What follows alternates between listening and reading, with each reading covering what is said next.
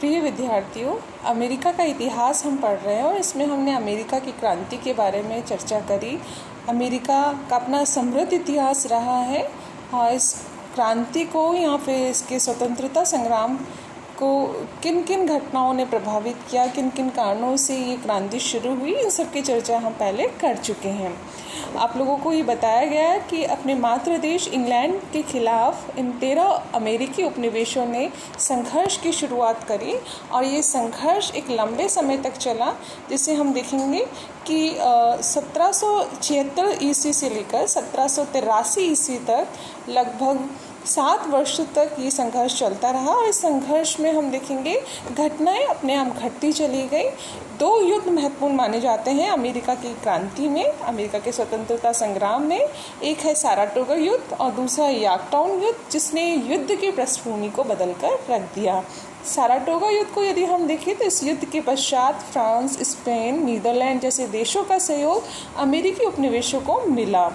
और दूसरी तरफ हम देखें यॉर्कटाउन का युद्ध जो 1781 ईस्वी में संपन्न हुआ। इस युद्ध के पश्चात इंग्लैंड ने अपनी पराजय स्वीकार कर ली।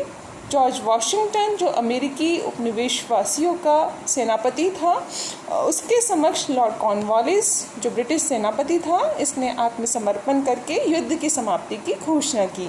इस तरह से हम देखें 1776 ईस्वी से जिस युद्ध की शुरुआत हुई थी, अमेरिका के स्वतंत्रता संग्राम की शुरुआत हुई थी, ये किसी एक घटना का परिणाम नहीं था, एक कारण का परिणाम नहीं था, अभी तो अनेक कारणों ने मिलकर इस क्रांति की नींव रखी थी।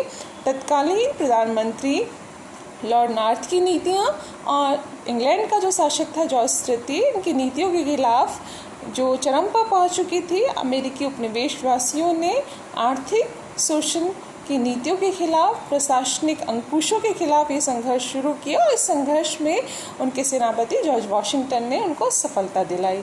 इस तरह से हम देखें तो अमेरिका का जो स्वतंत्रता संग्राम था, ये एक लंबे संघर्ष के पश्चात विराम की ओर चला। 3 सितंबर 1783 ईस्वी को जो पेरिस शांति संधि संपन्न हुई है, इस संधि के पश्चात अब अमेरिका के जो 13 उपनिवेश थे, इनको एक भौगोलिक पहचान मिली। उत्तर में हम देखें कनाडा से लेकर दक्षिण में फ्लोरिडा तक, और पूर्व में यदि हम देखें तो अटलांटिक से लेकर पश्चिम में मिसिसिपी तक एक भौगोलिक सीमा इस अमेरिका को मिली। अब इन 13 उपनिवेशों का एक नाम रखा, वो था संयुक्त राज्य अमेरिका। संयुक्त राज्य अमेरिका के रूप में इसे अपनी स्वतंत्र पहचान मिली और इसके परिणाम स्वरूप हम देखते हैं कि पेरिस की जो शांति संधि संपन्न हुई है, इस संधि के पश्चात अमेरिका स्वतंत्रता संग्राम का अंत माना गया। तो इस क्रांति के पश्चात क्या परिणाम निकले, अमेरिका और ब्रिटेन के मध्य जो संघर्ष चला, इस संघर्ष में ब्रिटेन की पराजय के क्या कारण रहे, इन सब की चर्चा आज हम इसमें करेंगे। सर्वप्रथम हम देखें, इंग्लैंड आर्थिक दृष्टि से एक समृद्ध देश था। सैन्य दृष्टि से उसके पास प्रशिक्षित सेना थी, कुशल सैनिक थे। नौसैनिक दृष्टि से देखें तो उसके पास एक प्रशिक्षित नौसैनिक बेड़ा था, अपना एक सामुद्रिक बेड़ा उसके पास था और कोई भी शक्ति नौसैन्य शक्ति में इंग्लैंड को चुनौती नहीं दे सकती थी। ऐसे में हम देखें कि इंग्लैंड जैसे आर्थिक दृष्टि से संपन्न देश, सैन्य दृष्टि से संपन्न देश को 13 छोटे छोटे उपनिवेशवासियों की सेना ने मिलकर युद्ध में पराजित कर दिया। तो इस पराजय के क्या कारण थे, आज हम उन कारणों की चर्चा यहाँ पर करेंगे। सबसे पहले हम देखें इंग्लैंड और अमेरिका की तत्कालीन स्थिति के बारे में।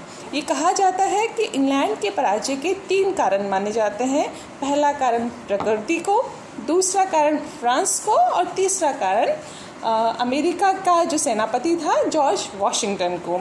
इन तीनों ने मिलकर इंग्लैंड की पराजय निश्चित कर दी थी।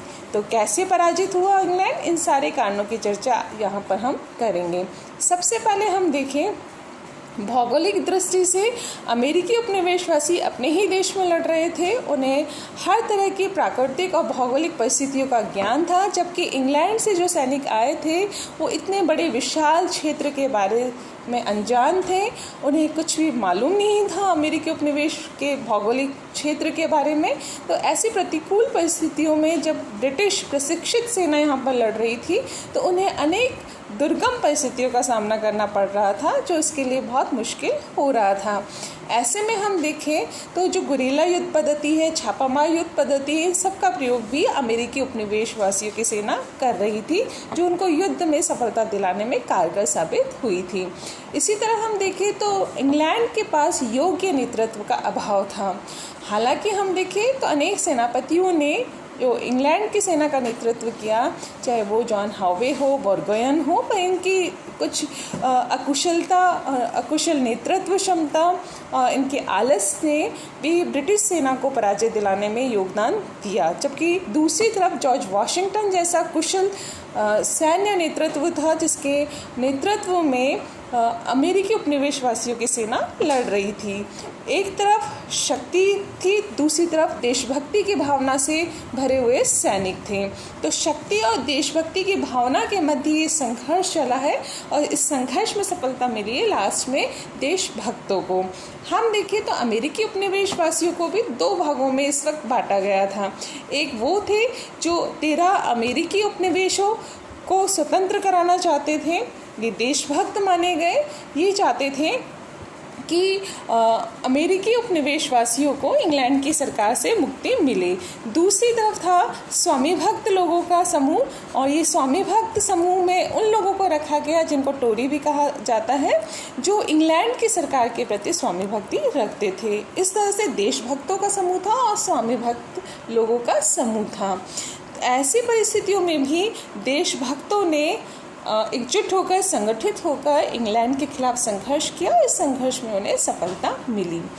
तीसरा जो महत्वपूर्ण कारण माना जाता है इंग्लैंड की पराजय का, जैसे कि अभी मैंने आप लोगों को बताया कि साराटोगा युद्ध के पश्चात फ्रांस, स्पेन, नीदरलैंड जैसे राष्ट्रों का सहयोग अमेरिकी उपनिवेशों को मिला। इस सहयोग के पश्चात ही अब उपनिवेशवासियों की शक्ति में वृद्धि हुई।